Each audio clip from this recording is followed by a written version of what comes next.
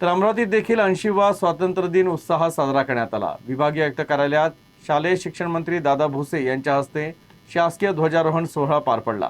यावेळी खासदार अनिल बोंडे यांच्यासह विविध लोकप्रतिनिधी, अधिकारी आणि कर्मचारी उपस्थित होते। तर उत्कृष्ट काम करणाऱ्या संस्था, अधिकारी आणि कर्मचाऱ्यांचा पुरस्कार देऊन गौरव करण्यात आला। दरम्यान शेतकऱ्यांनी कर्जमाफी योजनेचा लाभ घेण्याकरता ई-केवायसी पूर्ण करण्यासोबतच ई-पीक पाहणी नोंदवावी, तसंच माती आणि पाण्याचं संवर्धन करावं असं आवाहन मंत्री दादा भुसे यांनी केलं।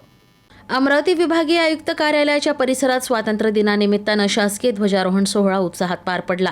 शालेय शिक्षण मंत्री दादा भुसे यांच्या हस्ते ध्वजारोहण करण्यात आलं।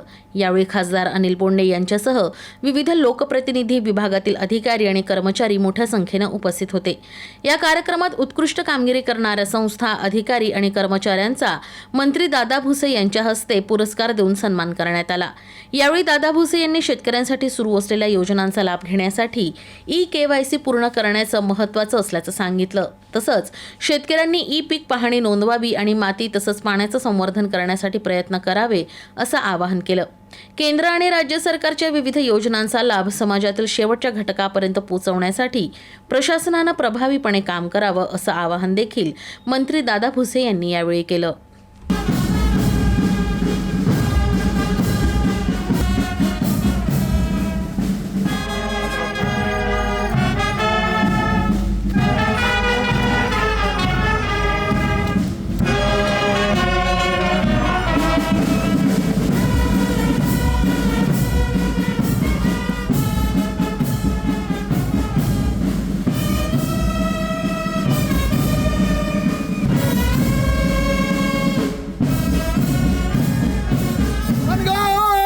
बाजूशस